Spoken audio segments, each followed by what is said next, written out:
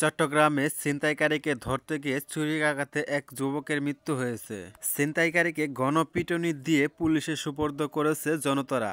রোববার মধ্যরাতে লালদিঘি পাড়ের আমানত শাহ মাজারের সামনে এই ঘটনা ঘটে। নিহত যুবক ভারসাম্যহীন হওয়ায় তার নাম পরিচয় জানাতে পারেনি কেউ। প্রত্যক্ষদর্শীরা জানায়, ধাওয়া খেয়ে এক ছিনতাইকারী পালাচ্ছিল। তাকে সামনে থেকে আটকালে ফুটপাতে বসবাস করা ভারসাম্যহীন ওই ছেলেকে ছুরির আঘাত করে ওই ছিনতাইকারী। অতিরিক্ত রক্তক্ষরণে ছেলেটির মৃত্যু হয়। এরপর ছিনতাইকারীকে ধরে গণধোলাই দেয় বিক্ষুব্ধ জনতারা।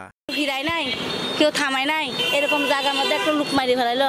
রাতে এখানে বেলে গায়ে দিয়ে মানুষ একদম মারি ফেলাই, এতটুকু শুনছি। আমরা এসে এখানে দেখলাম যে রক্ত আছে।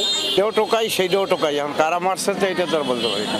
করেছি এবং আটককৃত ব্যক্তির নাম শাহেদ বলে জানাই। আর নিহত ব্যক্তি এখন পর্যন্ত পরিচয় উদ্ধার হয় নাই। আমরা পরিচয় উদ্ধারের জন্য চেষ্টা অব্যাহত রেখেছি।